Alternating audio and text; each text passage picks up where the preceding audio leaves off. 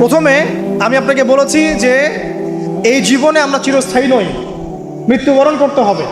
So আমাদের হাতে সময় আছে হায়েস্ট 50, 60, 70 বা 100 বছর। এই সময়টুকুতে আমি কিভাবে আল্লাহর পথে চলবো, আল্লাহ পাক একা ছেড়ে দেন নাই। আমরা রবকে চিনেছি আয়াতুল কুরসির মধ্য দিয়ে, সূরা ইখলাসের মধ্য দিয়ে। সেই রবের দাসত্ব করব কিভাবে, আল্লাহ পাক দিয়েছেন কোরআন এবং এর ব্যাখ্যা হাদিস, এটা ফলো করব। কিভাবে ফলো করব? নবী সাল্লাল্লাহু আলাইহি ওয়াসাল্লামের আদর্শ অনুযায়ী ফলো করব, সাহাবীদের মতো করে ফলো করব ইনশাআল্লাহ। এরপর কি হবে? এরপর আমি ব্যক্তি জীবনকে আগে সমৃদ্ধ করব। আমার ব্যক্তি জীবনে আমি জ্ঞান অর্জন করব, আমল করব, তাজকিয়া অর্জন করব, আমার ব্যক্তি জীবনটাকে আমি ইসলামের পথে উৎসর্গ করব। এরপরে কি, এই পুরো মহাবিশ্বে পৃথিবীর অবস্থানটা কতটুকু? একটা সমুদ্রের কিনারায় যখন আপনি হাঁটবেন, বা আপনাদের এই যে এখানে কি নদী আছে, বালাসী আচ্ছা, ওই চরের মধ্যেই মনে করেন আপনি হাঁটছেন, ওই চরের মধ্যে একটা বালুর কণার কি পরিমাণ দাম আছে বা কি পরিমাণ অবস্থান আছে? খুব বড় অবস্থান না? অবস্থানই নয়। এই পুরো মহাবিশ্বে পৃথিবীর অবস্থান তার চাইতেও কম। এই যে সৌরজগৎ দেখছেন, এই সৌরজগতের মধ্যে হাজারটা সৌরজগৎ মিলে একটা গ্যালাক্সি হয়, আর এই হাজার হাজার গ্যালাক্সি মিলে একটা আসমান হয়। এরকম করে 7 আসমান, তার উপরে কুরসি, তার উপরে মহাসাগর, তার উপরে আরশ, তার উপরে আল্লাহ রাব্বুল আলামিন। তাহলে চিন্তা করেন যে পৃথিবীতে আমরা কতটুকু অবস্থান নিয়ে আছি। এই সমস্ত কিছু কার সৃষ্টি? আল্লাহ রাব্বুল আলামিনের। এখন সামনে আসেন, লাহু মা ফিস সামাওয়াতি ওয়া মা ফিল আরদ মান যাল্লাযী ইয়াশফাউ ইনদাহু ইল্লা বিইذনিহি। যার এত ক্ষমতা, যে আল্লাহ পাকের এত ক্ষমতা, আল্লাহ পাক বলছেন কে আছে যে তার অনুমতি ছাড়া আল্লাহর সামনে সুপারিশ করতে পারে? এখান থেকে আমাদের আকীদার পরিষ্কার হওয়া দরকার আছে না? আমরা তো অনেক সময় মনে করি যে পীর সাহেব ধরেছি বাস জান্নাতে চলে যাব, নাকি? আমল করার দরকার নাই। বায়াত হয়েছি বাস জান্নাতে চলে যাব, আমার আমলের দরকার নাই। এত সহজ না। আল্লাহ পাক বলছেন কে আছে যে আমার কাছে সুপারিশ করবে আমার অনুমতি ছাড়া? আল্লাহ পাকের অনুমতি না পেয়ে কেউ এই কাজ করতে পারবে না। আমরা জানি না রাসূল সাল্লাল্লাহু আলাইহি ওয়াসাল্লাম উম্মতের জন্য সুপারিশ করবেন। হ্যাঁ, শহীদগণ সুপারিশ করবে, এই যে হাফেজে কোরআন, আলেম, অনেক মানুষ, অনেক শ্রেণীর মানুষকে আল্লাহ পাক সুপারিশ করার ইখতিয়ার দিবেন। কেন দিবেন? বিকজ আল্লাহ পাক তাদের আমলে সন্তুষ্ট এবং আল্লাহ পাক তাদেরকে সম্মানিত করবেন সবার উপরে।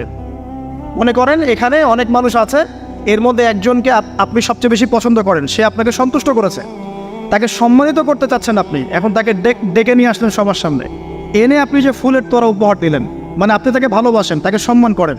এখন সে আপনাকে যদি কিছু বলে যে আমার অমুক ভাই আছে, সেও মাশাআল্লাহ এই পথে চেষ্টা করছে, আপনি তাকে একটু সুযোগ দেন, তখন আপনি কিন্তু ওকে সুযোগ দিবেন। এইটা সুপারিশ। মানে বিষয়টা হচ্ছে যে যখন আল্লাহ রাব্বুল আলামিন কিছু মানুষের উপর সন্তুষ্ট হবেন, তখন গিয়ে আল্লাহ রাব্বুল আলামিন তাদেরকে সুপারিশ করার ইখতিয়ার দিবেন। কিন্তু আল্লাহ পাকের অনুমতি ব্যতীত এই কাজটা কেউ করতে পারবে না। এটা আমাদের কনসেপ্ট ক্লিয়ার থাকা উচিত। মান যাল্লাযী ইয়াশফাউ ইনদাহু ইল্লা বিইذনিহি ইয়ালামু মা বাইনা আইদিহিম ওয়া মা খালফাহুম। আল্লাহ পাক সেই সত্তা, আপনার রব সেই সত্তা যিনি সামনের এবং পিছনের খবর জানেন, মানে অতীত, বর্তমান, ভবিষ্যৎ সব জানেন।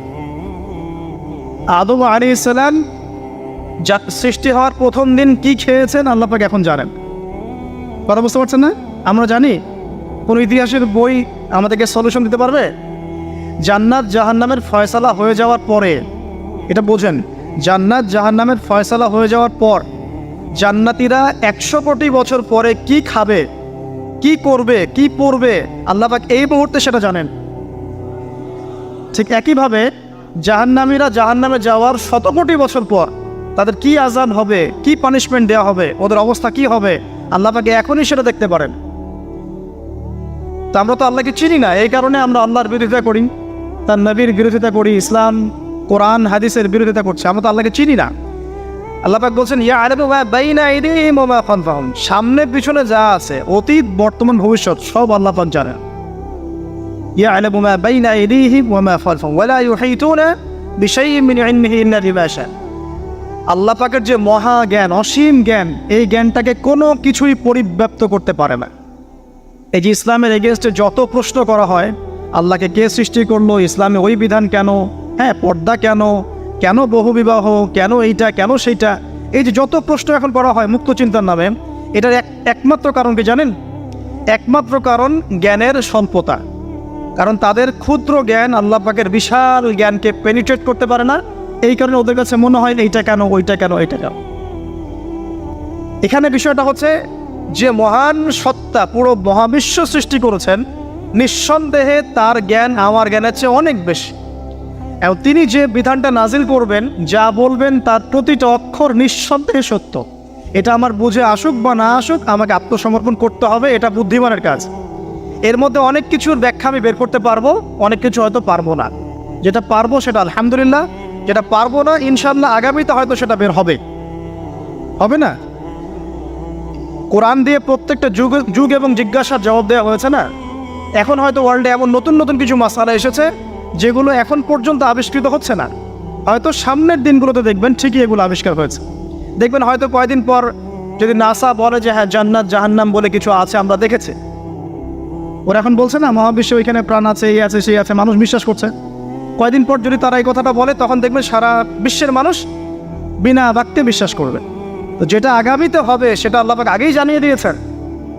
তো প্রকৃত মুসলিম এবং বুদ্ধিমান মুসলিম সে যে নিঃশর্তভাবে আল্লাহ পাকের এই বিধানগুলোকে মেনে চলে, এখানে কোনো প্রশ্ন করতে যায় না। কারণ সে জানে আমার জ্ঞানটা অসীম, আল্লাহ পাকের জ্ঞান অসীম। ক্ষুদ্র জ্ঞান কখন আল্লাহর মহাজ্ঞানকে পেনিট্রেট করতে পারে না।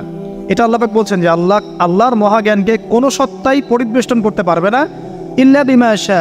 যতটুকু জ্ঞান তিনি দিতে চান এতটুকু বাদ দিয়ে, যতটুকু জানিয়েছেন এতটুকু বাদ দিয়ে আমরা জানি না। যেমন কিয়ামতের অনেক সাইনের কথা বলা আছে না, এক্স্যাক্টলি কোন দিনে কিয়ামত হবে কেউ বলতে পারবে না। আল্লাহ পাক যতটুকু চান এতটুকু আমরা জানি। يعلم ما بين أيديهم وما خلفهم ولا يحيطون بشيء من علمه إلا بما شاء وسع كرسيه السماوات والأرض।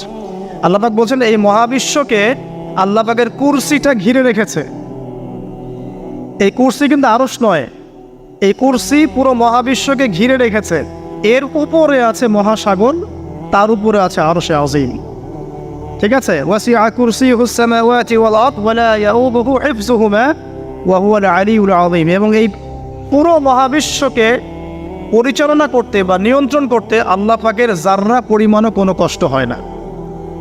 তো এই হচ্ছে আপনার রব, যে রব আপনাকে সৃষ্টি করেছেন এবং দুনিয়াতে একটা হায়াত দিয়েছেন, এবং আপনাকে তিনি মৃত্যু দিবেন, এরপর আবার পুনরুজ্জীবিত করবেন, তারপর বিচার ফয়সালা হবে, এরপর হয় জান্নাত না হলে জাহান্নাম। না, আপনি আপনার রবকে চিনতে শিখুন, তাহলে ইনশাআল্লাহ তাআলা এটা আপনার জন্য সহজ হবে আল্লাহর আনুগত্য করা, তার দাসত্ব করা। এরপর কি আল্লাহ পাক কি করলেন? আল্লাহ রাব্বুল আলামিন রবকে চিনতে শেখানোর পরে আমাদেরকে পৃথিবীতে পাঠিয়েছেন। পৃথিবীতে পাঠিয়ে কি আল্লাহ পাক আমাদেরকে ছেড়ে দিয়েছেন? না, আল্লাহ রাব্বুল আলামিন ঐশী গ্রন্থ নাজিল করেছেন, এবং এই ঐশী গ্রন্থটাই হচ্ছে সত্য মিথ্যার চূড়ান্ত মানদণ্ড। এখন রবকে চেনার পরে আপনাকে চিনতে হবে সত্য কোনটা, মিথ্যা কোনটা। কারণ আপনাকে জীবনে এখন চলার পথে অনেক কিছু ফেস করতে হবে। আর ফেস করতে গিয়ে হয় সত্যের পথে যাবেন, না হলে মিথ্যার পথে যাবেন। তাহলে আপনার আগে চেনার দরকার আছে কোনটা সত্য কোনটা মিথ্যা। এটার অ্যান্সারও কে দিবে? কোরআন দিবে। কোরআন বলছে সূরা কাহফের 29 নম্বর আয়াতে যে ওয়াকুলিল হাক্কু মির রাব্বিকুম। হে নবী মুহাম্মদ সাল্লাল্লাহু আলাইহি ওয়াসাল্লাম, আপনি বলে দিন যে সত্য সেটাই, হক সেটাই যা আপনার রবের পক্ষ থেকে নাজিল হয়। তার মানে যখন তাওরাত নাজিল হয়েছিল সেটাই হক ছিল, যখন জাবুর নাজিল হয়েছে ওটাই কিন্তু হক ছিল, ইনজিল নাজিলের সময় ইনজিল হক ছিল। এখন কোরআন নাজিল হয়েছে, কিয়ামত পর্যন্ত কোনো নবীও আসবেন না, আর কোনো কিতাবও আসবে না। তাহলে কোরআন এবং এর ব্যাখ্যা সুন্নাহই হচ্ছে সত্য মিথ্যার চূড়ান্ত মানদণ্ড। এখন দুনিয়াতে চলার পথে আপনি এখন একটা গাইডেন্স পেলেন। আমি যে এখন রবকে চিনেছি, রবকে পেতে হবে, রবের কাছে ফিরতে হবে, জান্নাতে যেতে হবে, আমার গাইডেন্স লাগবে। অ্যান্ড গাইডেন্স কি পেলেন? কোরআন এবং হাদিস। এটাই হচ্ছে সত্যের চূড়ান্ত মানদণ্ড। আল্লাহ পাক অন্য আয়াতে বলেছেন ওয়াকুলিল হাক্কু মির রাব্বিকুম ফালা তাকুনান্না মিনাল মুমতারিন। জেনে রাখো যে সত্য আল্লাহর পক্ষ থেকে আসে এবং তোমরা সন্দেহবাদীদের অন্তর্ভুক্ত হয়েও না। কোরআন সম্পর্কে আল্লাহ পাক এমন কথাও বলেছে সূরা হামিম সিজদার মধ্যে, তানজিলুম মিন হাকিমিন হামিদ। এই কোরআন হচ্ছে এমন একটা সত্তার পক্ষ থেকে এসেছে যে সত্তা হচ্ছে প্রশংসিত এবং মহিমান্বিত। লা ইয়াতিহিল বাতিলু মিন বাইনি ইয়াদাইহি ওয়ালা মিন খালফিহি। কোরআন এমন একটা কিতাব যার ডান বাম সামন পিছন কোনো দিক থেকেই বাতিল তাকে স্পর্শ করতে পারে না। সুবহানাল্লাহ। তো আপনি একটা গাইডেন্স পেলেন যে কী ফলো করবেন আপনি। ঠিক আছে, আল্লাহ পাক এটা কিন্তু সূরা বাকারাতেও বলেছেন কুল নাহবিতু মিনহা জামিআ, তোমরা পৃথিবীতে নেমে যাও। ফাইম্মা ইয়াতিয়ান্নাকুম মিন্নি হুদান, তোমাদের কাছে আমার পক্ষ থেকে হেদায়েত আসবে। ফামান তাবিআ হুদায়া, যারা আমার হেদায়েত মেনে চলবে, ফালা খাউফুন আলাইহিম ওয়ালা হুম ইয়াহজানুন, তাদের কোনো ভয় নাই, কোনো দুশ্চিন্তাও নাই। ওয়াল্লাযীনা কাফারু ওয়া কাযযাবু বিআয়াতিনা, যারা কুফরি করবে এবং আমার আয়াতকে মিথ্যা প্রতিপন্ন করবে, উলাইকা আসহাবুন নার, এরা হবে জাহান্নামের অধিবাসী, হুম ফিহা খালিদুন। তাহলে আপনি গাইডেন্স কিন্তু পেয়ে গেলেন। কোত্থেকে আসবে গাইডেন্স? আছে না নাই? অনেকেই বলে কোরআনই যথেষ্ট, হাদিসের প্রয়োজন নাই। মূল কথা হচ্ছে এই যে এই কথার মধ্য দিয়ে আপনি কোরআনকে অস্বীকার করেছেন। আমি আপনাকে দেখাচ্ছি সূরা হাশরের 7 নম্বর আয়াতে আল্লাহ পাক বলছেন যে রাসূল যা দেন, ওয়া মা আতাকুমুর রাসূলু ফাখুযু, রাসূলুল্লাহ সাল্লাল্লাহু আলাইহি ওয়াসাল্লাম তোমাদেরকে যা দেন তোমরা সেটা গ্রহণ করো। ওয়া মা নাহাকুম আনহু ফান্তাহু, এবং রাসূল সাল্লাল্লাহু আলাইহি ওয়াসাল্লাম যা থেকে বিরত থাকতে বলেছেন বিরত থাকো। এই যে রাসূল যা দেন, রাসূল যা বিরত থাকতে বলেন, এটা কোথায় আছে? হাদিসে। তাহলে আপনি যদি হাদিস না মানেন তাহলে কোরআনের এই আয়াতটি ফলো করতে পারছেন না। এমন অনেক বিধান আপনি পাবেন যেগুলোর মূলনীতি কোরআনে দেয়া আছে, ব্যাখ্যা হাদিসে দেয়া আছে।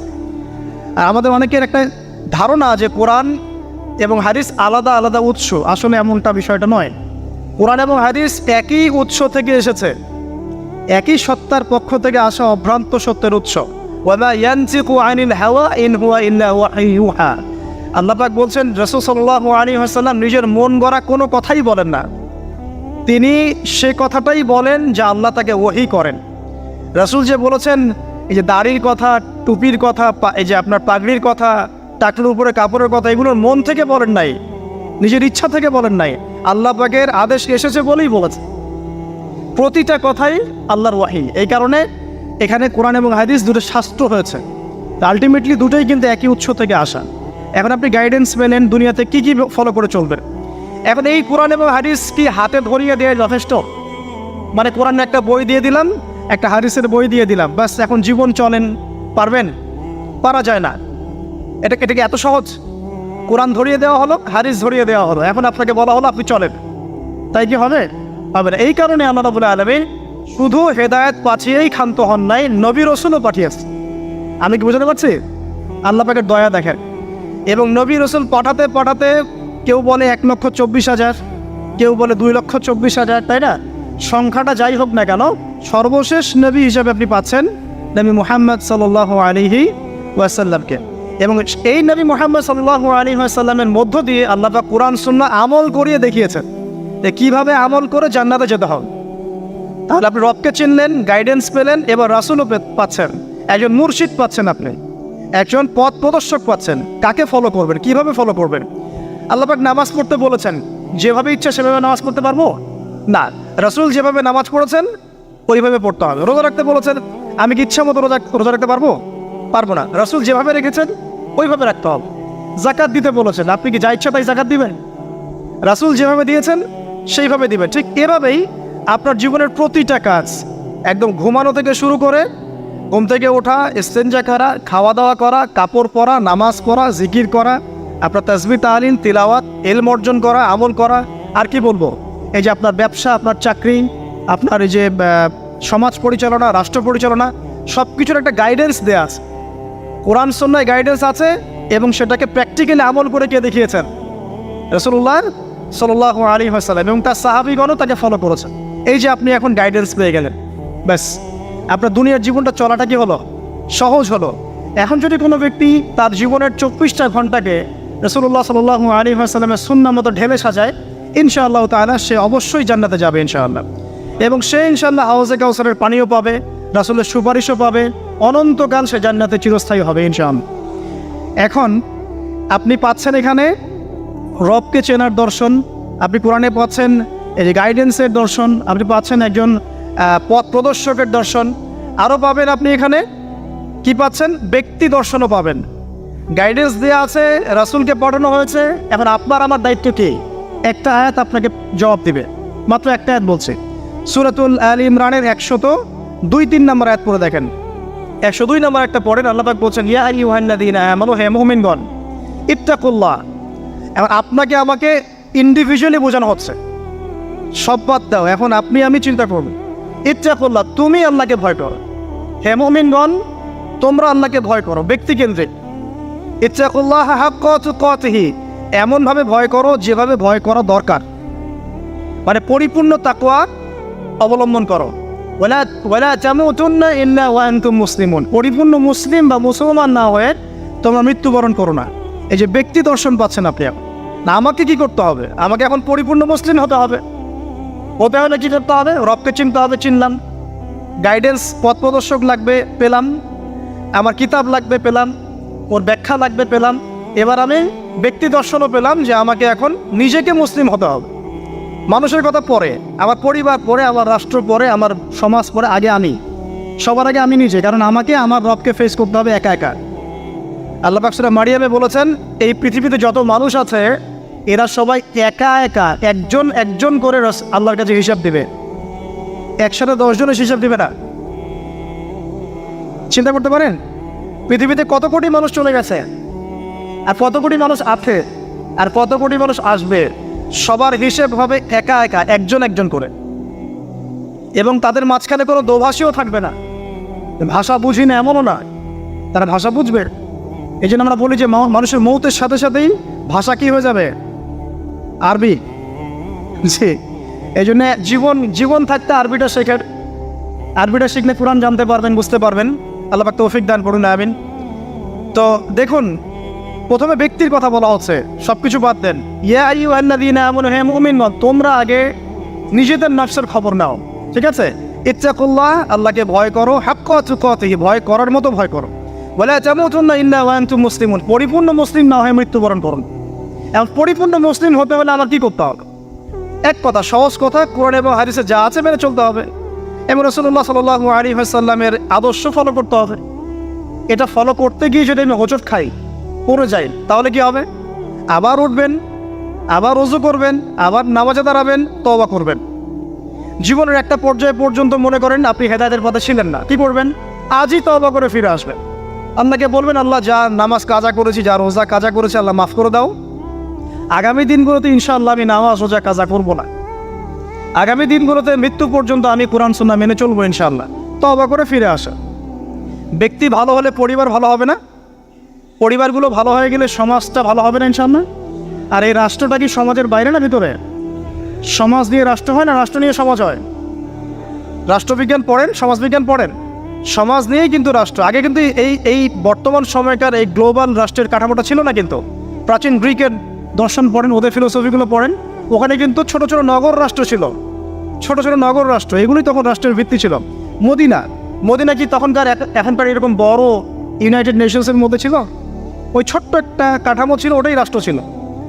কোরাইশরা যে গোত্রকেন্দ্রিক থাকতো, ওইটাই ছিল ওই সময়কার রাষ্ট্রকেন্দ্রিক কাঠামো। তো সমাজ নিয়ে রাষ্ট্র হয়।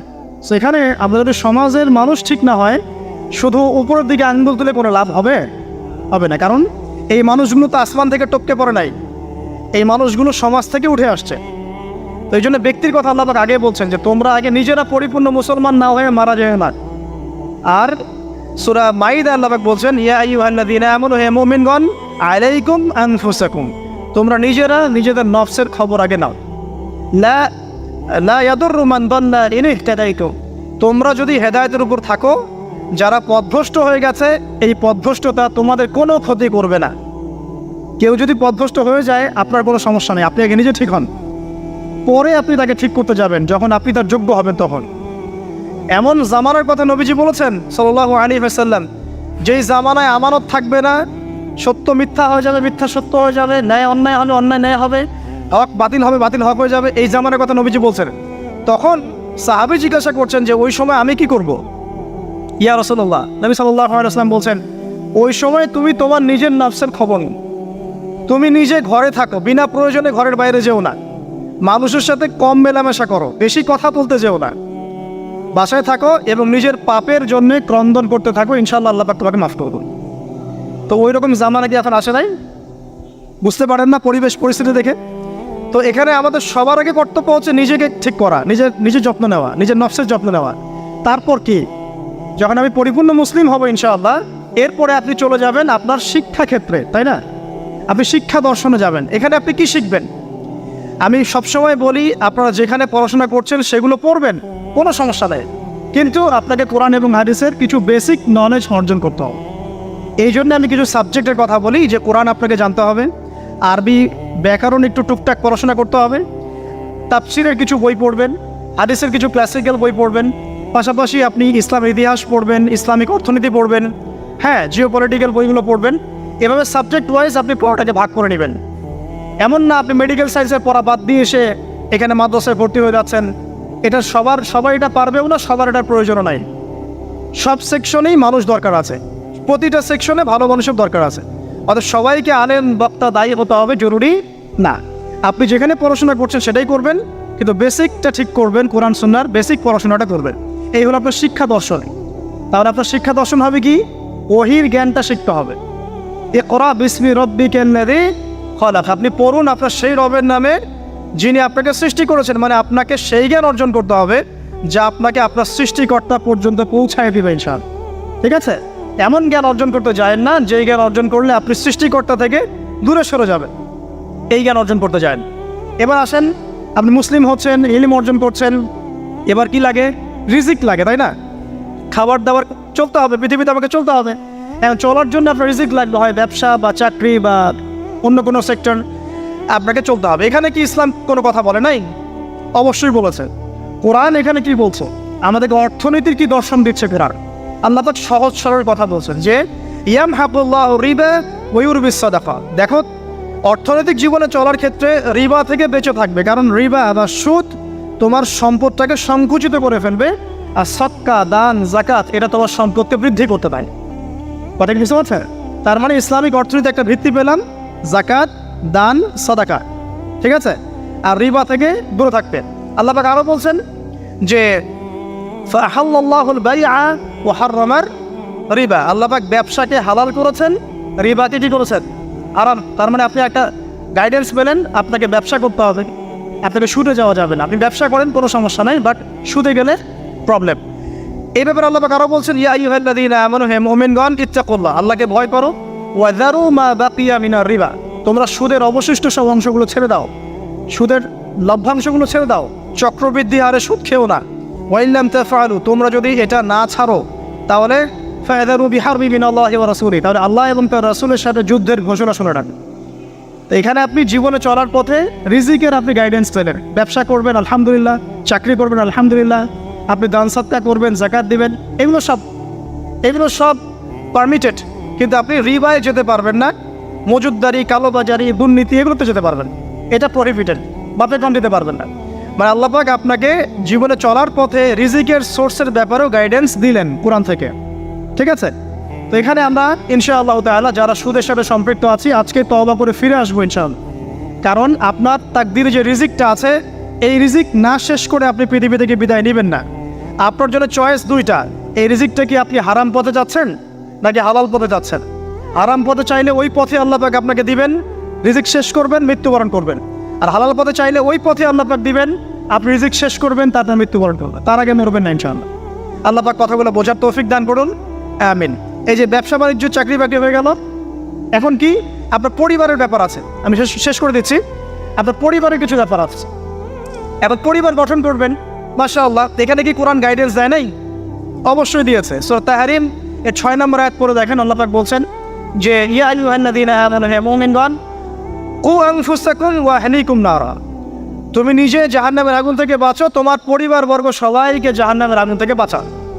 এখন পরিবার গঠন করতে হলে আমার এইটা মেনে চলতে হবে, মানে এমন পরিবার গঠন করতে হবে যেই পরিবারের সদস্যরা আল্লাহকে ভয় করে, রাসূলের আদেশ মেনে চলে, নামাজ কালাম ঠিক মতো পড়ে, দিনের বুঝ আছে, ফরজ ওয়াজিব সুন্নত মুস্তাহাব মেনে চলে, পর্দা মেনে চলে। এমন পরিবার গঠন করা ছাড়া অন্য জায়গায় যাওয়া যাবে না। কারণ আমাদেরকে এমন পরিবার গঠন করতে আল্লাহ পাক বলেছেন যে পরিবারের সদস্যদেরকে তুমি জাহান্নামের আগুন থেকে বাঁচাবে। তো এখানে আমি পারিবারিক দর্শন পেলাম। এখানে মোটা থেকে কিছু কথা বলে দেই যে বিয়ে করার সময় অবশ্যই দিনদারিতাকে প্রাধান্য দিবেন, বাকি বিষয়গুলো পরে, রূপ সৌন্দর্য বংশ টাকা পয়সা পরে, আগে দিনদারিতা। ছেলের ক্ষেত্রেও মেয়ের ক্ষেত্রেও বিয়েটাকে সহজ করবেন, কঠিন করবেন না। বিয়ে যত সহজ হবে জেনা তত কমে যাবে, বিয়ে যত কঠিন হবে জেনা তত বাড়তে থাকবে। আর এখনকার যুগটা জেনার যুগ, ঘরে ঘরে জেনা পরকীয়া চলছেই, এবং রেপ ধর্ষণ এখনকার একটা কমন সমস্যা।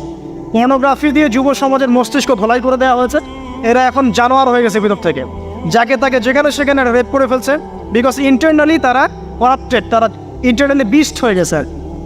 একই সাথে সকল ক্ষেত্রে আমরা উপযুক্ত ইসলামিক শাস্তি নিশ্চিত করতে পারছি না, এই কারণে এরা পার পেয়ে যাচ্ছে, লাইফ পেয়ে যাচ্ছে। তো সব মিলিয়ে এই আপনার পরিবারকে যখন আপনি গঠন করবেন, দিনদারিতাকে প্রাধান্য দিবেন, পর্দাকে প্রাধান্য দিবেন, নামাজ পড়ে কিনা, ফরজ ওয়াজিব মেনে চলে কিনা, এগুলো দেখবেন। এরপরেও যদি কোনো সমস্যা ফিল হয় তখন সবরের সাথে, ধৈর্যের সাথে, ইসলাম এবং সংশোধনের মধ্য দিয়ে আপনি জীবনযাপন করতে থাকবেন ইনশাআল্লাহ তাআলা। আল্লাহ পাক সবাইকে আদর্শ পরিবার গড়ার তৌফিক দান করে দেবেন। এবং এই পরিবারে আপনার সন্তান সন্ততি হবে, এবং আপনি আমি যে পরিবেশটা পাই নাই সেই পরিবেশটা আপনার বাচ্চাকে দিতে হবে। তো আপনার সন্তান সন্ততি প্রতিপালনের দর্শনটা কোথায়? কোরআনে সূরা লোকমানের আপনি 10 থেকে 20 এই আয়াতগুলো পড়ে দেখেন। কোন সূরা? সূরা লোকমানের 10 থেকে 20 এই আয়াতগুলো পড়ে দেখেন। আল্লাহ রাব্বুল আলামিন এখানে পুরো গাইডেন্স দিয়ে দিয়েছে, বাচ্চাকে কীভাবে মানুষ করবেন, কি শিখাবেন, কি শিখাবেন না সব। লোকমান আলাইহিস সালাম তার বাচ্চাকে শেখাচ্ছেন, শিরিক করো না, সৎ কাজের আদেশ দিও, অসৎ কাজে নিষেধ করো, সবর করো, মানুষ ভালো মন্দ বলবে তখন সবর করো, পিতা মাতার অবাধ্য হয়েও না, ঠিক আছে? তবে পিতা মাতা যদি তোমাকে আল্লাহর বিরুদ্ধে নিয়ে যায় তখন তাদের সাথে সবরের সাথে আচরণ করো, কিন্তু তাদের সাথে কটু আচরণ করো না, তাদের কথা মেনে নিও না। যদি তারা তোমাকে শিরিক করতে বলে ওদের কথা মেনে নিও না, কিন্তু তাদের সাথে ভালো আচরণ করো। তো এখানে আপনাকে পুরো গাইডেন্স দেওয়া হবে কীভাবে আপনি সন্তান প্রতিপালন করবেন। এছাড়া এখনকার প্যারেন্টিংয়ের অনেক বই আছে, এগুলো কিনবেন, ইসলামিক ফ্যামিলি গড়ে তোলেন। আল্লাহ পাক তৌফিক এনায়েত করুন, আমিন। সর্বশেষে যে বিষয়, যে এরপর আপনি সমাজে চলাফেরা করছেন, তো সমাজ নিয়ে কি ইসলাম কোনো কথা বলে নাই? এক বাক্যে আমি বলছি সমাজের বিষয়গুলো কোথায় আছে। কুরআনুল কারীমের মধ্যে একটা সূরা আছে, সূরাতুল হুজুরাত। কোন সূরা? সূরা হুজুরাত। এই সূরা হুজুরাতটা পুরো বাসায় গিয়ে পড়ে ফেলেন, দেখবেন একটা সমাজ কিভাবে চলবে বা চলা উচিত আল্লাহ পাক এখানে সব কিছু বলেছেন। একটা বিষয় আল্লাহ পাক বাদ দেন নাই। শুধুমাত্র এই সূরার উপর যদি এই বাংলার এই মুসলিম সমাজ আমল করতে পারে, ইনশাআল্লাহ এই সমাজে কোনো অন্যায়, অবিচার, জুলুম থাকবে না ইনশাআল্লাহ আযজা ওয়া জাল। এবং ইনশাআল্লাহ পুরো সোসাইটি মিলেই জান্নাতে যাবে ইনশাআল্লাহ তাআলা। আমরা আমাদের সমাজকে ভালোবাসবো, অবশ্যই দেশকে ভালোবাসবো, এবং আমরা চাবো যে আমাদের পুরো কমিউনিটি নিয়ে যেন আমরা আল্লাহর সাথে সাক্ষাৎ করতে পারি, জান্নাতে যেতে পারি। এই কারণে আমাদের উপর নৈতিক দায়িত্ব যে কোরআন থেকে এই সলিউশনগুলো মানুষের সামনে তুলে ধরা। আল্লাহ পাক যেন আমাদের সবাইকে আদর্শ সমাজ গড়ার তৌফিক দান করেন এবং সূরা হুজুরাতের উপর আমল করার তৌফিক এনায়েত করেন, আমিন।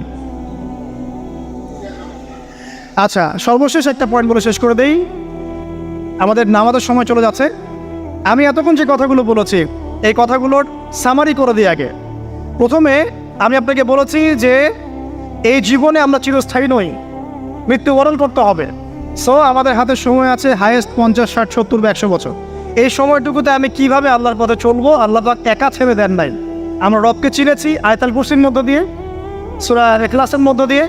সেই রবের দাসত্ব করব কিভাবে, আল্লাহ পাক দিয়েছেন কোরআন এবং এর ব্যাখ্যা হাদিস, এটা ফলো করব। কিভাবে ফলো করব? নবী সাল্লাল্লাহু আলাইহি ওয়াসাল্লামের আদর্শ অনুযায়ী ফলো করব, সাহাবীদের মতো করে ফলো করব ইনশাআল্লাহ। এরপর কি হবে?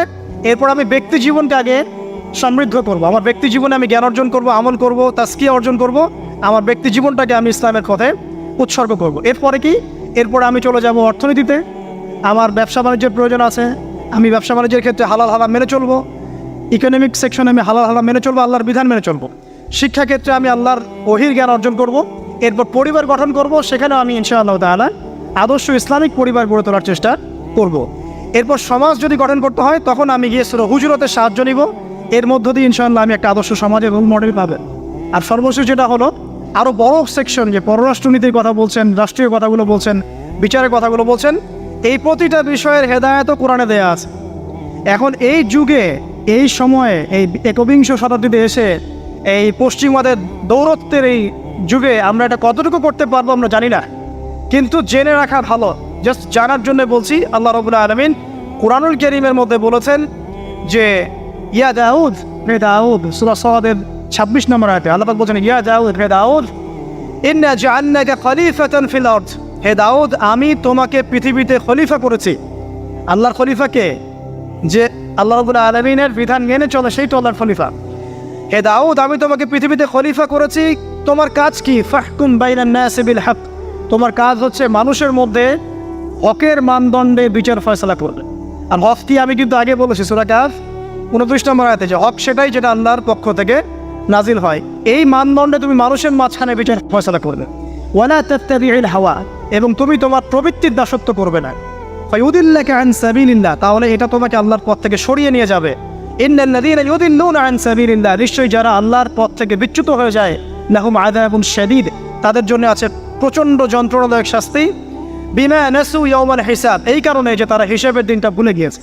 এখানে আমরা একটা দর্শন পেয়ে গেলাম যে আমাদেরকে যদি আল্লাহ রাব্বুল আলামিন বড় লেভেলে নিয়ে যান, তখন আপনাকে কি ফলো করে সমাজ, রাষ্ট্র এবং পলিটিক্যাল অ্যাফেয়ার্সগুলো ডিল করতে হবে। জানি আমি আপনাদের চেয়ে খুব ভালো করে জানি যে এটা বর্তমান বিশ্বে অলমোস্ট ইম্পসিবল। বর্তমান বিশ্বের যে কাঠামো, ঈসা ইবনে মারইয়াম এবং মাহদী আসার আগ পর্যন্ত এটা ইম্পোজ করা অলমোস্ট ইম্পসিবল। তারপরে আমরা জেনে রাখছি, বিকজ এটা জানার অধিকার তো আপনাদের আছে। আল্লাহ পাক সূরা মাইদা আরও বলেছেন, ওয়ামান লাম ইয়াহকুম বিমা আনজালাল্লাহু ফাউলাইকা হুমুল কাফিরুন। সূরা মাইদা পড়েন 44, 45, 47 তিনটা আয়াত পড়বেন। আল্লাহ পাক বলছেন, যে ব্যক্তি বা যারাই আল্লাহ পাকের নাজিলকৃত বিধান অনুযায়ী ফয়সালা করছে না, তারা জালেম, তারা ফাসেক, তারা কাফের। আল্লাহ পাক বলেছেন, আমার কথা নয়। আল্লাহ পাক আরও বলছেন, যখন তোমরা পলিটিক্যাল অ্যাফেয়ার্সে যাবে, ওয়ালা তাত্তাখিযুল ইয়াহুদা ওয়ান নাসারা আউলিয়া, তোমরা ইহুদি এবং নাসারাদেরকে বন্ধু রূপে গ্রহণ করো না। এই আয়াতটা তেলাওয়াত করলে আমাদের মিডল ইস্টের যারা আছে শাসকরা, তাদের কলিজা কাঁপা শুরু হয়ে যায়। আল্লাহ পাক বলেছেন, ইয়া আইয়ুহাল্লাযীনা আমানু, হে মুমিনগণ, লা তাত্তাখিযুল ইয়াহুদা ওয়ান নাসারা আউলিয়া, তোমরা ইহুদি এবং নাসারাদেরকে বন্ধু রূপে গ্রহণ করো না। কেন গ্রহণ করো না? বা'দুহুম আউলিয়াউ বা'দ, এরা একে অপরের বন্ধু। ওয়া মান ইয়াতাওয়াল্লাহুম মিনকুম, তোমাদের মধ্যে কেউ যদি ওদের দিকে মুখ ফিরায়, ফাইন্নাহু মিনহুম, সে তাদের অন্তর্ভুক্ত। ইন্নাল্লাহা লা ইয়াহদিল কওমাজ যালিমিন, আল্লাহ পাক এই জালেমদেরকে হেদায়েত করেন না। সেরকম অনেক আয়াত কোরআনে আছে। এখানে যখন আল্লাহ পাক ওই লেভেলে মানুষকে নিয়ে যাবে, তখন তার উচিত হবে, যদি তার সামর্থ্য থাকে, ক্ষমতা থাকে, তাহলে আল্লাহ রাব্বুল আলামিনের সেই বিধানগুলোকে ইম্পোজ করা। যেটা আমি বলে দিলাম, এই দাজ্জালীয় সভ্যতার যুগে এটা অলমোস্ট ইম্পসিবল। এমনকি বাংলাদেশের মতো কান্ট্রিতেও আমি একটা পরিসংখ্যান দেখালাম যে শুধুমাত্র 2021 সালের মধ্যেই প্রায় 1323 জন মেয়েকে রেজিস্টার্ড ধর্ষণ করা হয়েছে। বাকিরা তো কেস করেই নাই, লিখেই নাই। আর বেশিরভাগ মানুষ কিন্তু লিখতে আসে না, তারা কিন্তু এটাকে গোপন করে ফেলে। তার মধ্যে অনেকেই আত্মহত্যা করেছে এবং অনেককে ধর্ষণের পর হত্যাও করা হয়েছে। ঠিক আছে, এবং এদের মধ্যে কিন্তু 20+ বাচ্চা মেয়েরাও আছে। তো এই জায়গা থেকে আসলে এগুলোর কারণ কি, উত্তরের ব্যাট কি, ইসলাম এই বিষয়ে কোনো সমাধান দেয় কি না, ঠিক আছে, বা ইসলাম কিভাবে এই জাহিলিয়াতগুলোকে দূর করে একটা আলোকিত সমাজ প্রতিষ্ঠা করবে, এবং আমাদের করণীয় কি, এই বিষয়গুলো কি জানা দরকার নেই? আচ্ছা, কারণ যদি আমেরিকার মতো অবস্থা আল্লাহ না করুক হয়, যেমনটা বললাম, প্রতি 6 জনে একটা মেয়ে রেপ হচ্ছে, তার মানে প্রতি 6টা পরিবারে একটা মেয়ে ধর্ষণের শিকার। ওই 6টা পরিবারের মধ্যে আপনার আমার পরিবার থাকবে না, এমনটা হতে পারে? নাও হতেন। তো আপনারও কেউ থাকতে পারে, আমারও কেউ থাকতে পারে, নাউযুবিল্লাহ, না করুন। তো তারপরে তো আইন শাসন সে তার জায়গায় কাজ করবে, কিন্তু যা চলে যাওয়ার তা তো চলেই গেল। তো এই যে অবক্ষয় এবং নীল সংস্কৃতির মহামারী, এখানে ইসলামিক সলিউশন নিয়ে আমরা একটু কথা বলব। তো কথা বলার আগে আমি আপনাদেরকে এমন একটা ঘটনায় নিয়ে যেতে যাচ্ছি, যেই ঘটনাটা এই পুরো মহাবিশ্বের মধ্যে একটা হিস্টোরিক ঘটনা। পুরো মহাবিশ্বে একটা ঐতিহাসিক, সবচেয়ে রোমাঞ্চকর, একটা অ্যামেজিং একটা ঘটনা পুরো মহাবিশ্বে ঘটেছে, যেখান থেকে সভ্যতা শুরু হয়েছে। আমরা এখন ওইখান থেকে কথা বলা শুরু করবো ইনশাআল্লাহ, ঠিক আছে? চলেন। আল্লাহ রাব্বুল আলামিন প্রথমে একা ছিলেন, এবং আল্লাহ পাক যখন কোনো কিছু ছিল না তখনও ছিলেন, যখন কোনো কিছু থাকবে না আল্লাহ তখনও থাকবেন। আচ্ছা, এবার আল্লাহ রাব্বুল আলামিন এই মহাবিশ্বকে সৃষ্টি করলেন কত দিনে? মাত্র 6 দিনে। ঠিক আছে, সৃষ্টি করার আগে আল্লাহ পাক আরশ সৃষ্টি করেছিলেন, এবং তারপরে কলম সৃষ্টি করেছেন, এবং কলম দিয়ে আল্লাহ রাব্বুল আলামিন পুরো তাকদীর লিখে ফেলেছেন কিয়ামত পর্যন্ত কি হবে আর না হবে। ঠিক আছে, এবং একটা সময় পর্যন্ত মানুষের কোনো ধারণাই মহাবিশ্বে ছিল না। মানুষ বলে কিছু আছে এরকম কোনো কনসেপ্টই ছিল না মহাবিশ্ব। সূরা দাহারের 1 নম্বর আয়াতটা পড়ে দেখেন, অনেক পরে মানুষের সৃষ্টি হয়েছে মহাবিশ্ব, অনেক পরে। এর আগে আল্লাহ পাক অন্য অন্য মাখলুক সৃষ্টি করেছেন, জিন সৃষ্টি করেছেন, ফেরেশতা সৃষ্টি করেছেন ইত্যাদি। তো এই ঘটনা আল্লাহ পাক বলছেন সূরা বাকারা এবং সূরা আরাফ, এখানে মিক্স করে আমি বলছি। আল্লাহ পাক বলছেন, وَإِذْ قَالَ رَبُّكَ لِلْمَلَائِكَةِ إِنِّي جَاعِلٌ فِي الْأَرْضِ خَلِيفَةً। আল্লাহ পাক ফেরেশতাদেরকে ডেকে বলছেন যে আমি পৃথিবীতে আমার খলিফা পাঠাতে চাই। খলিফা পাঠাতে চাই, আল্লাহর খলিফা। তো আল্লাহর খলিফাকে, যে ব্যক্তি আল্লাহ পাকের বিধিবিধান মেনে চলে সে আল্লাহর খলিফা, তাই তো? যে আল্লাহ পাকের বিধিবিধান মানে না, এর প্রচার করে না বা প্রতিষ্ঠাও করে না, বা আল্লাহর বিধানের 5 পয়সা তোয়াক্কা করে না, সে কি আল্লাহর খলিফা? সে শয়তানের খলিফা, এই তো। এখন ফেরেশতাগণ বললেন যে আপনি কি এমন কাউকে সৃষ্টি করবেন যে পৃথিবীতে গিয়ে ফাসাদ সৃষ্টি করবে আর রক্তপাত ঘটাবে? আমি তুমি শর্ট করে বলছি। এখন দেখুন, ওয়ার্ল্ডের দিকে তাকিয়ে মানুষ কিন্তু এই দুইটা কাজই করছে, হয় ফিতনা ফাসাদ সৃষ্টি করছে অথবা দেখবেন রক্তপাত ঘটাচ্ছে। বিশ্বের দিকে তাকান, এক কান্ট্রি আরেক কান্ট্রির এগেনস্টে, মানে পারমাণবিক যুদ্ধ না বাধাতে গুণ হচ্ছে না। হ্যাঁ, মানে পারমাণবিক যুদ্ধের দিকে ওয়ার্ল্ডকে না নিয়ে গেলে এদের গুণ হচ্ছে না। কোন সভ্যতা এই কাজটা করছে? ওই সভ্যতা যে নীল দর্পণ ছড়িয়েছে, ওই সভ্যতা যারা ওই যে দীনবন্ধু মিত্রের যে কথা বললাম, ওই নীল দর্পণের সেই শোষক শ্রেণী, ওই সভ্যতা এই কাজটা করছে। এবং আমি যে সালটা মেনশন করেছি যে 1896 দিকে প্রথম পর্ন মুভি যারা চালু করেছে, ঠিক ওই সময়ই তারা জায়নিস্ট মুভমেন্টে চালু করেছে। ঠিক ওই সময় থেকেই দেখবেন জায়নিস্ট মুভমেন্ট সারা ওয়ার্ল্ডের উপর পড়ছে। এবং ওই সময় থেকে 150 বছরে তারা ওয়ার্ল্ডের সব কিছুকে নিয়ন্ত্রণ করা শুরু করেছে। ওইদিকে আমি যাচ্ছি না, এদিকে আসেন। আল্লাহ পাক ফেরেশতাদের কাছ থেকে যে দুটো কথা শুনলেন, আপনি কি এমন কাউকে সৃষ্টি করবেন পৃথিবীতে যে হয় ফাসাদ সৃষ্টি করবে অথবা রক্তপাত ঘটাবে? পৃথিবীতে মানুষ এখন তাই করছে, এভরি সিঙ্গেল সেক্টর মানুষ ফাসাদ সৃষ্টি করছে। এবার এসে দেখেন, আল্লাহ পাক বলেন ইন্নী আ'লামু মা লা তা'লামুন, আমি যা জানি তোমরা তা জানো না। মানে এর বাইরেও আল্লাহর এমন কিছু নিবেদিত প্রাণ বান্দা থাকবে যারা আল্লাহ পাকের হুকুম আহকাম কায়েমন বাক্যে মেনে চলবে, আছে না? এদেরকেই বলা হয় মুসলিম। আদম আলাইহিস সালাম মুসলিম ছিলেন না? নূহ আলাইহিস সালাম মুসলিম ছিলেন, নবী মুসা, ইব্রাহিম, ঈসা সবাই মুসলিম ছিলেন না? তো যুগে যুগে যারাই আল্লাহ পাকের আদেশ মেনে চলেছে এরা সবাই মুসলিম ছিলেন। ইসলাম নতুন কোনো ধর্ম নয়, কিন্তু এটা চির প্রাচীন একটা রিলিজন। এটাই সবচেয়ে সনাতন রিলিজন, ঠিক আছে? এটা সবচেয়ে প্রাচীন রিলিজন এবং সবচেয়ে নতুন, সবচেয়ে আধুনিক। তো আল্লাহ পাক এটাই বলছেন ইন্নী আ'লামু মা লা তা'লামুন, আমি যা জানি তোমরা সেটা জানো না। এবার আল্লাহ রাব্বুল আলামিন আদম আলাইহিস সালামকে সৃষ্টি করলেন। কি থেকে সৃষ্টি করলেন? কাদা মাটি থেকে। মনে থাকবে তো নাকি? কি থেকে সৃষ্টি করলেন? কাদা মাটি থেকে। এবার আদম আলাইহিস সালামকে সৃষ্টি করে আল্লাহ রাব্বুল আলামিন সমস্ত নাম শিক্ষা দিলেন। এখানে নাম মানে হচ্ছে জ্ঞান, নাম মানে শুধু আব্দুর রহমান, আব্দুর রহিম এই বিষয়টা নয়, কিন্তু নাম মানে পুরো মহাবিশ্বের যে মৌলিক জ্ঞানগুলো, যে জ্ঞানগুলো উপকারী, যা আদম আলাইহিস সালাম নিতে পারবেন, আল্লাহ পাক সেগুলো তাকে শিক্ষা দিলেন। শিক্ষা দেওয়ার পরে ফেরেশতাদের সামনে তাকে হাজির করে উপস্থাপন করে আল্লাহ পাক বললেন যে তোমরা এই নামগুলো বলে দাও দেখি। তো কোনো ফেরেশতা এই নামগুলো বলতে পারলো না। তারা বলল লা ইলমা লানা ইল্লা মা আল্লামতানা, আল্লাহ আমাদের তো জ্ঞান নাই, যে আপনি শিখিয়েছেন অতটুকু জ্ঞান আছে, এগুলো আমরা জানি না। আল্লাহ পাক আদম আলাইহিস সালামকে বললেন তুমি নামগুলো বলে দাও। আদম আলাইহিস সালাম এবার দেধারসে সব নাম বলে দেবে। তো এই জ্ঞানতাত্ত্বিক বিজয়ের ফলেই আল্লাহ রাব্বুল আলামিন এবার বললেন ওয়াইজ কুলনা লিল মালাইকাতি ইসজুদু লিআদম, আল্লাহ পাক এবার ফেরেশতাদেরকে বললেন তোমরা এখন আদমকে সিজদা করো। তো আল্লাহ পাক সমস্ত ফেরেশতাদেরকে দিয়ে আমাদের পিতা আদম আলাইহিস সালামকে সিজদা করালেন। একটু ভেবে দেখুন যে আমাদের পিতা আদম আলাইহিস সালাম, তাকে আল্লাহ পাক পুরো মহাবিশ্বের সমস্ত ফেরেশতাদেরকে দিয়ে সিজদা করিয়েছে। আমরা সেই আদমের সন্তান। তো এখন যখন আমরা নামাজ পড়ি না, যাকাত দেই না, রোজা রাখি না, হ্যাঁ, সুদ খাই, ঘুষ খাই, জেনা করি, দুর্নীতি করি, তখন কি আমাদের মধ্যে এই ফিলিংসটা কাজ করে যে আমরা সে আদমের সন্তান আলাইহিস সালাম? আমাদের পিতাকে আল্লাহ পাক এত সম্মানিত করেছিলেন, ফেরেশতাদেরকে দিয়ে সিজদা করিয়েছেন। আমরা কিন্তু এটা ফিলিংস আমাদের মধ্যে কাজ করে না। যাই হোক, আল্লাহ পাক বললেন ফাসাজাদু, সবাই সিজদা করলো ইল্লা ইবলিস। কে করলো না? ইবলিস করলো না। একটা নতুন সত্তাকে পেলাম, এর নাম কি? ইবলিস। এ কি ফেরেশতা না জিন? এ জিন, কানা মিনাল জিন। আচ্ছা, সে জিনদের মধ্যে একজন ছিল। সে কিন্তু অনেক জ্ঞানী ছিল এবং আল্লাহ পাকের অনেক বেশি ইবাদত করেছিল এবং মহাবিশ্ব সম্পর্কে কিন্তু ওর জ্ঞান আছে, ঠিক আছে?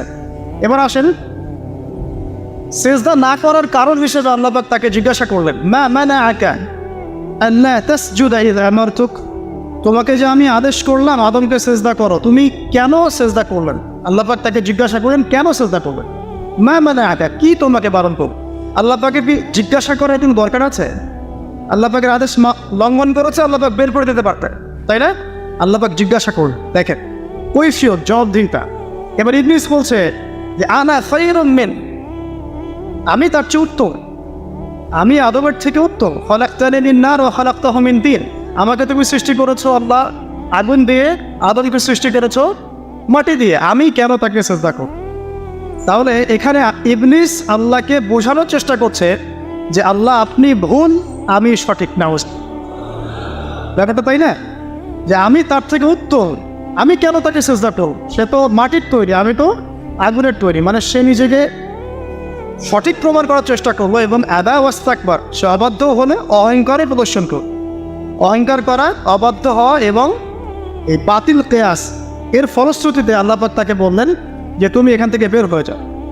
ফাখরুজ মিনহা ফাইন্নাকা রাজিম, এখান থেকে বের হয়ে যাও, তুমি হচ্ছে অভিশপ্ত। ঠিক আছে, মাযমুমান মাদউরা, অভিশপ্ত হয়ে লাঞ্ছিত হয়ে এখান থেকে নেবে। এখানে অহংকার করার তোমার কোনো অধিকার নাই। এবার এই জায়গা থেকে আসল জায়গা শুরু।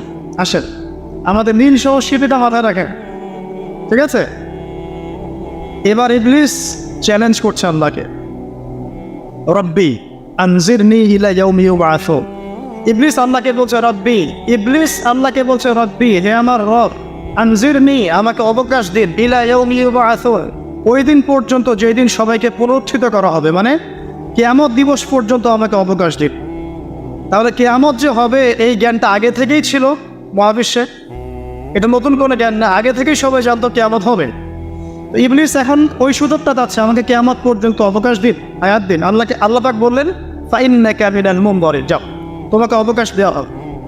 এবার ইবলিস বলছে ফাবিমা আগওয়াইতানি, হে আল্লাহ, যে আদমের কারণে তুমি আমাকে এই যে বের করে দিলে, ফাবিমা আগওয়াইতানি লাআকুদান্না লাহুম সিরাতাকাল মুস্তাকিম। চ্যালেঞ্জটা শোনেন, একটু মনে রাখেন, আমাদের পিতাকে সম্মানিত করা হয়েছে, ইবলিস তাকে সেজদা করে নাই, ইবলিসকে বের করে দেওয়া হয়েছে। ইবলিস এবার চ্যালেঞ্জ করছে যে আদমের কারণে তুমি আমাকে আজকে বের করে দিলে আল্লাহ, আমি ওর সরল পথে ওত পেতে বসে থাকব। সারা জীবন এই কথাটা মনে রাখলে আমরা লাভবান হব। চান শয়তান ওত পেতে বসে আছে, শুধু তাই না, সুম্মা লাআতিয়ান্না মিন বাইনি আইদিহিম, এরপরে অবশ্যই আমি তার সামন থেকে আসব। কার সামন থেকে? আদম এবং তার সন্তানদের। মিন বাইনি আইদিহিম ওয়া মিন খালফিহিম, পিছন থেকে আসবো। ওয়া আন আইমানিহিম, তার ডান দিক থেকে আসবো। ওয়া আন শামাইলিহিম, তার বাম দিক থেকে আসবে। ওয়া লা তাজিদু আকসারাহুম শাকিরিন, আদম সন্তানের বেশিরভাগকেই তুমি শুকরগুজার পাবেন। ইবলিসের কথা ঠিক আছে? হিস্ট্রি ঘেটে দেখেন, বেশিরভাগ মানুষ কি আল্লাহ দ্রোহী না আল্লাহওয়ালা? বেশিরভাগ মানুষ আল্লাহ দ্রোহী। বেশিরভাগ মানুষ কি নামাজি না বেনামাজি? বেশিরভাগ লোক কি সুদ খায় না খায় না? বেশিরভাগ লোক এখন দেখেন মাদক খাচ্ছে না খাচ্ছে না? ম্যাক্সিমাম পর্ন দেখে কি দেখে না? ম্যাক্সিমাম জেনা করছে কি করছে না? বেশিরভাগই আল্লাহ দ্রোহী। খুব অল্প কিছু মানুষ, মুসলিমদের সংখ্যাই বা কত, তাদের মধ্যেও অল্প কিছু মানুষ খাঁটি আল্লাহওয়ালা আছে। এরপরেও দেখবেন আমাদের মধ্যে দুনিয়া প্রীতি আছে, অন্যের হক আত্মসাৎ আছে, ধর্ষণ আছে, পরকীয়া আছে, দুর্নীতি আছে, আছে না? অন্যের মাল লুণ্ঠন আছে, ডাকাতি চুরি আছে। তো বেশিরভাগ তুমি বেশিরভাগকেই শুকরগুজার পাবেন। আচ্ছা ঠিক আছে, আল্লাহ পাক শুনলেন, তাকে বেরো করে দিলেন। এবার আদম আলাইহিস সালামকে ডেকে তার পাঁজর থেকে হাওয়া আলাইহিস সালামকে সৃষ্টি করবেন। ইনি হচ্ছেন ইতিহাসের পুরো মহাবিশ্বের প্রথম নারী, কে? হাওয়া আলাইহিস সালাম, এবং তিনি ছিলেন সবচেয়ে সুন্দরী নারী। এটা অনেকে জানে না। আমরা দুইজন নারীর কথা এসেছে সবচেয়ে সুন্দরী, একজন হাওয়া আলাইহিস সালাম, একজন হচ্ছেন ইব্রাহিম আলাইহিস সালামের স্ত্রী সারা আলাইহিস সালাম। আপনারাও সুন্দরী নেককার স্ত্রী পাবেন ইনশাআল্লাহ, যদি আপনার নিজে পবিত্র থাকে। নিজে পবিত্র না থাকলে দেখবেন পবিত্র মেয়ে পাবেন। আর এই যুগে পবিত্র থাকা কত কঠিন বললাম, 92% পর্ন দেখে, 92% পর্ন দেখে। আছে এবার আসেন, ইয়া আদম, আল্লাহ পাক ডেকে বলছেন আদম আলাইহিস সালামকে, ইয়া আদম উসকুন আনতা ওয়া যাওজুকাল জান্নাহ, তুমি আর তোমার স্ত্রী দুজনে এখন জান্নাতে থাকো। ফাকুলা মিন হাইথু শিকতুমা রাগাদা, মানে ফাকুলা মিনহা রাগাদান হাইসু শি'তুমা, তোমরা এখান থেকে যা ইচ্ছা তাই খেতে পারো। ঠিক আছে? ওয়ালা তাকরাবা হাযিহি আশ-শাজারা, এই গাছটার কাছে যাবেন। একটু মনোযোগ দিয়ে জায়গাটাতে বসেন। ওয়ালা তাকরাবা হাযিহি আশ-শাজারা, এই গাছটার কাছে যাবে না। এই গাছটা কি গাছ এটা দেখার দরকার নাই। এই গাছটা আম গাছ না জাম গাছ না গন্ধম গাছ এটা জানার আমাদের কোনো প্রয়োজন নাই। এটা ইস্যু না। আল্লাহ পাক বলছেন এই গাছটার কাছেও যাবে না। ঠিক যেমন ওয়ালা তাকরাবু জিনা, আল্লাহ পাক বলছেন না যে জিনা করবে না, আল্লাহ বলছেন জিনার কাছেও যাবে না। ঠিক আল্লাহ পাক এখানে বলছেন না এই গাছের ফল খাবে না, আল্লাহ পাক বলছেন গাছটার কাছেও যাবে না। বুঝতে পারছেন কথা? আচ্ছা, এবার আমাদের পিতা মাতা ইবলিসের ওয়াসওয়াসাতে পড়ে এই গাছের কাছে চলে গেলেন এবং ফলভক্ষ। ফাদাল্লাহুমা বিগুরুর ফালাম্মা যাকা আশ-শাজারা বাদাত লাহুমা সাওয়াতুন। এখান থেকে আপনার আমার কথা, যখনই আমাদের পিতামাতা গাছের কাছে গেলেন, শয়তান যখনই পিতামাতাকে ডিসিভ করলেন, সর্বপ্রথম যে ঘটনাটা ঘটল সেটা হচ্ছে আমাদের পিতামাতার গায়ে যে জান্নাতি পোশাক ছিল পোশাকটা খুলে পড়ে গেল। জান্নাতের সবার সামনে আমাদের পিতা আবার এবং মাতাকে শয়তান পরিচিত করে গাছের কাছে নিয়ে গিয়ে নগ্ন করে দিয়েছে। লজ্জা, কি লজ্জা! আমাদের পিতা মাতাকে শয়তান শুধু ডিসিভ করে নাই, শয়তান বলেছিল আল আদুল্লুকা আলা শাজারাতিন খুলদি ওয়া মুলকিন লা ইয়াবলা, হে আদম আমি কি তোমাকে এমন গাছের কথা বলে দিব না যে গাছের ফল খেলে তুমি চিরস্থায়ী জীবন পেয়ে যাবে এবং তুমি ফেরেশতাও হয়ে যেতে পারো। চিরস্থায়িত্বের টোপ, ক্ষমতার টোপ, এই দুইটা টোপ দিয়ে আদম আলাইহিস সালামকে গাছের কাছে নিয়ে আসা হয়েছে।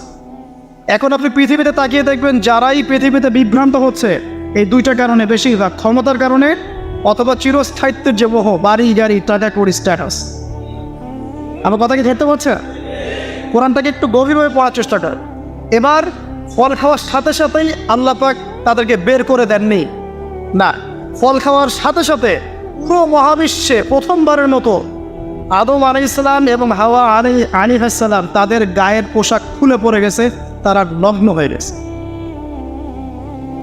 একটু পরে আমি আরেকটা প্রশ্ন আছে আপনাদের। এরপর আল্লাহ রাব্বুল আলামিন কি বলছেন? আল্লাহ পাক বলছেন যখনই গা থেকে কাপড়টা খুলে পড়ে গেল তখন আমাদের পিতা মাতা কি করলেন? জান্নাতের পাতাগুলোকে ছিঁড়ে ছিঁড়ে লজ্জাস্থান ঢাকা শুরু করল। কি লজ্জা! ওখানে অনেক ফেরেশতা ছিলেন হয়তো। জান্নাতের সবার সামনে পিতা মাতাকে নগ্ন, পল্টন ময়দানে কেউ জোর করে আপনাকে যদি নগ্ন করে ফেলে আপনার কেমন হয়? একটা মেয়েকে যখন জোরপূর্বক রেপ করা হয় ওই মেয়েটার তার চেয়েও বেশি খারাপ লাগে নিশ্চয়ই। আপনাকে যদি সবাই মিলে পল্টন ময়দানে 1 লাখ লোক জড়ো করে যদি আপনাকে নগ্ন করে ফেলে বা নগ্ন করে পিটায়, আপনার আমার যেমন লাগবে, একটা মেয়েকে রেপ করলে সেই মেয়েটার হয়তো তার চেয়ে বেশি খারাপ লাগে। আমাদের পিতা মাতাকে নগ্ন করে ফেলা, কে নগ্ন করলো? শয়তান। আচ্ছা, সামনে যায়। এবার গাছের পাতা ছিঁড়ে তারা লজ্জাস্থান ঢাকতে লাগলেন। আল্লাহ রাব্বুল আলামিন বলছেন যে ওয়ানাদাহুমা রাব্বুহুমা, এবার তাদের রব তাদেরকে ডাকলেন। আল্লাহ পাক ডেকে বললেন আলাম আনহাকুমা আন তিলকুমা আশ-শাজারা, আমি কি তোমাদেরকে এই গাছ থেকে নিষেধ করি নাই, এই গাছের কাছে যাবে না? ওয়া আকুল লাকুমা ইন্নাশ শাইতানা লাকুমা আদুউন মুবিন, আর আমি কি তোমাদেরকে বলি নাই যে শয়তান তোমাদের প্রকাশ্য শত্রু? আমি কি তোমাদেরকে এটা বলি নাই? এবার আদম আলাইহিস সালাম, হাওয়া আলাইহিস সালাম তারা অনুতপ্ত হলেন, আল্লাহর দিকে ফিরে আসলেন। আল্লাহ পাক তওবার দোয়া শিখিয়ে দিলেন। আল্লাহ পাক এত দয়া করলেন, তওবার দোয়াটা শিখিয়ে দিলেন। দেখেন আদম আলাইহিস সালামকে তওবার দোয়া শিখিয়ে দেওয়া হচ্ছে, কিন্তু ইবলিসকে কিন্তু আল্লাহ পাক ছাড় দেন। আমাদেরকে আল্লাহ পাক কত ভালোবাসেন। ইবলিস সিজদা করে নাই, বের হয়েছে। জিজ্ঞাসা করেছেন কেন পড়লে না, সে পাল্টা যুক্তি দিয়েছে, তওবা করে নাই, আল্লাহ পাক বের করে দিয়েছে। আদম আলাইহিস সালামকেও বললেন তোমাকে নিষেধ করি নাই গাছের কাছে যেতে, তিনি বললেন আল্লাহ আমার ভুল হয়ে গেছে, তওবা করলেন। এই যে তওবা করা, এটা আদম সন্তানদের ফিতরত এবং খাসলত যে আমরা ভুল করবো তওবা করবো। ইবলিস এই কাজটা করে নাই। তখন আল্লাহ শিখিয়ে দিলেন এই দোয়াটা। কোন দোয়া? রব্বানা যালামনা আনফুসানা ওয়া ইন লাম তাগফির লানা ওয়া তারহামনা লানাকুনান্না মিনাল খাসিরিন। এই দোয়া পড়ার সাথে সাথে আল্লাহ পাক তাকে মাফ করে দেন। তবে মাফ করে দেওয়ার পরে জান্নাতে আর থাকা হলো না, জান্নাতের সে অনন্ত জীবন আর হলো না।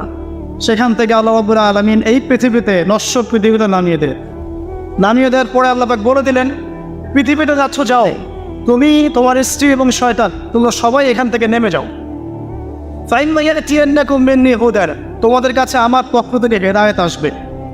ফামান তাবিআ হুদায়া ফালা খাউফুন আলাইহিম ওয়ালা হুম ইয়াহজানুন, যারা আমার হেদায়েতগুলো মেনে চলবে তাদের কোনো ভয় নাই, কোনো দুশ্চিন্তা নাই, তোমরা আবার এই জান্নাতে ফিরে আসবে ইনশাআল্লাহ। ঠিক আছে? ওয়াল্লাযীনা কাফারু ওয়া কাযযাবু বিআয়াতিনা, কিন্তু যারা আমার আয়াতকে মিথ্যা প্রতিপন্ন করবে এবং অস্বীকার করবে, ফাউলাইকা আসহাবুন নার, এরাই হবে জাহান্নামের অধিবাসী। হুম ফিহা খালিদুন, তারা সেখানে চিরস্থায়ী হবে। কার সাথে চিরস্থায়ী হবে? ওই ইবলিসের সাথে। এবার আল্লাহ পাক পৃথিবীতে নামিয়ে দেওয়ার পর এখন দুটো কথা। পৃথিবীতে নামিয়ে দেওয়ার পর আল্লাহ পাক বলছেন, ইয়া বানি আদম, আমাদেরকে বলছেন হে আদম সন্তান, قد أنزلنا عليكم لباسا يواري سوآتكم وريشا, হে আদম সন্তান, আমি তোমাদের জন্য আসমান থেকে লেবাস পাঠিয়েছি। قد أنزلنا عليكم لباسا, আমাদের পূর্বপুরুষরা গাছের ছাল পাতা পরে ঘুরতো না, এটা মিথ্যা কথা, সমাজবিজ্ঞান বইগুলোতে লেখা আছে।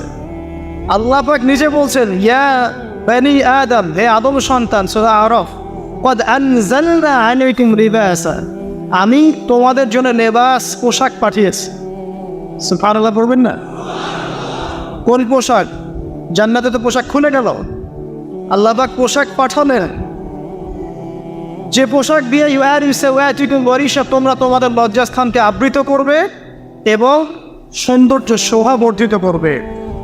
ওয়া লিবাসুত তাকওয়া যালিকা খায়র, তবে মনে রেখো তাকওয়ার যে পোশাক এটা সবচেয়ে উত্তম।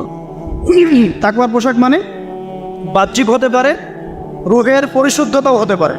রুহের পরিশুদ্ধতাকেও তাকওয়া বলা হয়। আর লিবাসুত তাকওয়া এমনও বলা যায়, আমরা নর্মাল যে পোশাকটা পরি এর চাইতে ঢিলে ঢালা একটা পোশাক পরা, যেটাতে আমাদের তাকওয়া পরহেজগারিতা বোঝা যায়। এদিকে আমি পরে আসছি ইনশাআল্লাহ। যালিকা মিন আয়াতিল্লাহ, আল্লাহ পাক বলছেন পোশাক হচ্ছে আল্লাহ পাকের নিদর্শন। পোশাক কি? আয়ার। আল্লাহ পাকের নিদর্শন হচ্ছে পোশাক। পোশাক কার সাথে সম্পৃক্ত তাহলে? পোশাক কার সাথে সম্পৃক্ত? আল্লাহর সাথে সম্পৃক্ত। পোশাক হচ্ছে আল্লাহর নিদর্শন। এই চন্দ্র, সূর্য, গ্রহ, নক্ষত্র, ইনসান, এগুলো যেমন আল্লাহর নিদর্শন, ড্রেস কোড, পোশাক হচ্ছে আল্লাহ পাকের নিদর্শন। যালিকা মিন আয়াতিল্লাহ লাআল্লাকুম ইয়াযাক্কারুন, লাআল্লাহুম ইয়াযাক্কারুন, যাতে করে তারা উপদেশ গ্রহণ করতে পারে। এই আয়াত থেকে আমরা বুঝতে পারছি যে পোশাক আল্লাহ পাক নাজিল করেছেন, এটা আল্লাহ পাকের নিদর্শন।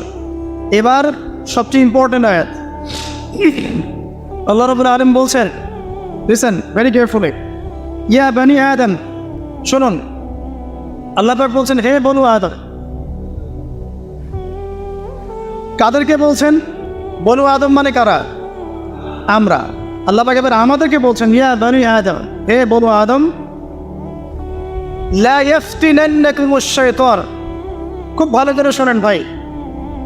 সেজদা ইবলিস করলো না, অহংকার প্রদর্শন করলো, আল্লাহর সাথে চ্যালেঞ্জ করলো, আল্লাহ রাব্বুল আলামিন ওকে বের করে দিলেন। আদম আলাইহিস সালাম এবং আমাদের মাকে জান্নাতে রাখলেন, ফলের গাছের কাছে যেও না, চলে গেলেন। তারপর তারা নগ্ন হয়ে গেলেন, পোশাক খুলে পড়ে গেল। এত কিছুর পরেও আল্লাহ পাক ক্ষমা করে দিলেন, ক্ষমা করে দুনিয়াতে হেদায়েত পাঠালেন, আবার জান্নাতে যাওয়ার প্রতিশ্রুতি দিলেন, পোশাকও নাজিল করলেন। এবার আরও একটা কথা বলছেন আল্লাহ, এটা হচ্ছে লা ইয়াফতিনান্নাকুমুশ শাইতান, দেখো তোমাদেরকে শয়তান যেন ওর ফিতনায় না ফেলে। লা ইয়াফতিনান্নাকুমুশ শাইতান কামা আখরাজা আবাওয়াইকুম মিনাল জান্নাহ, ঠিক যেভাবে শয়তান তোমাদের পিতামাতাকে জান্নাত থেকে বের করে দিয়েছিল, এভাবে শয়তান যেন তোমাদেরকে আর ফিতনায় ফেলতে না পারে। মানে পৃথিবীতে শয়তান যেন তোমাদেরকে এমনভাবে প্ররোচিত করতে না পারে যে তোমরা আবার জান্নাতে যাওয়া থেকে বঞ্চিত হয়ে যাও, আবার জাহান্নামের পথে হেঁটে যাও। মনে রেখো যে ইয়ানজিউ আনহুমা লিবাসাহুমা লিয়ুরিয়াহুমা সাওআতিহিমা, এটা হচ্ছে কথা। তোমরা মনে রেখো, হে বনু আদম, তোমরা মনে রেখো যে শয়তান কিন্তু তোমাদের পিতা মাতার পোশাক খুলে ফেলেছে, যাতে করে তাদের সতর এবং লজ্জাস্থান উন্মোচিত হয়ে যায়। ইন্নাহু ইয়ারাকুম হুয়া ওয়া কাবিলুহু মিন হাইসু লা তারাওনাহুম। শয়তান এবং তার দলবল তোমাদেরকে এমন জায়গা থেকে দেখতে পারে যেখানে তোমরা তাদেরকে দেখতে পারো না। খুব ইম্পর্টেন্ট কথা, আল্লাহ পাক খুব সতর্ক করছেন আমাদেরকে যে বনু আদম তোমাদেরকে শয়তান যেন আবার ফিতনায় ফেলতে না পারে, ঠিক যেমন করে তোমাদের পিতা মাতাকে ফিতনায় ফেলেছে। মনে রেখো, তোমাদের পিতা মাতাকে কিন্তু শয়তান গায়ের কাপড় খুলে ফেলেছে। তাহলে এখান থেকে আমরা কি বোঝাচ্ছে? আর এখনকার সিচুয়েশন কেন? গায়ের পোশাক, পর্দা, শালীনতা, ঠিক আছে, তাকওয়ার পোশাক, এগুলো যেন আমাদের গা থেকে কেউ খুলতে না পারে, আল্লাহ পাক এখানে সর্বোচ্চ সতর্ক করছেন আমাদের। ঠিক আছে কথা? তাহলে বোঝা যাচ্ছে যারা এখন আমাদের গা থেকে এই শালীনতার পোশাককে খুলে ফেলতে চায় তারা নিঃসন্দেহে শয়তানের এজেন্ট হয়ে কাজ করছে। কোরআন থেকে মিলছে কি দলিল? কোরআন থেকে কি দলিল মিলেছে? আল্লাহ পাক বলছেন শয়তান থেকে সতর্ক থেকো, কারণ শয়তান কিন্তু তোমাদের পিতা মাতার গা থেকে পোশাক খুলে ফেলেছিল জান্নাতে। অতএব তোমরা দুনিয়াতে যখন থাকবে তোমাদের গায়ের পোশাক, তোমাদের স্ত্রী সন্তান, তোমাদের পর্দা, তোমাদের রুচিবোধ, তোমাদের যে আত্মিক শুভ্রতা বা আধ্যাত্মিকত্ব এবং একই সাথে তোমাদের তাকওয়ার পোশাক, এগুলোকে হেফাজত করো। এগুলো যেন তোমাদের গা থেকে কেউ খুলতে না পারে। শয়তান কিন্তু খুলেছিল জান্নাতে। তাহলে আমরা বুঝতে পারছি যে এখনকার এই চলমান বিশ্বে যে সভ্যতাই বলেন, যে দেশই বলেন, যে সংগঠন বলেন, যে গুটি কয়েক মানুষ বলেন, বা যে কোনো মুভমেন্টের কথাই বলেন, বা কোনো দর্শন বা স্কুল অফ থট, যারা ক্লোথ খুলে ফেলার, ড্রেস কোড উঠিয়ে দেওয়ার, নগ্নতার, অশালীনতার প্রচার প্রসারের পিছনে কাজ করছে, বুঝতে কি বাকি আছে এরা কার এজেন্ট? এরা কার হয়ে কাজ করছে? কোরআন কি কথা বলছে না? তাহলে কোরআনের সূরা আরাফটা পড়ুন, তাহলে বুঝতে পারবেন।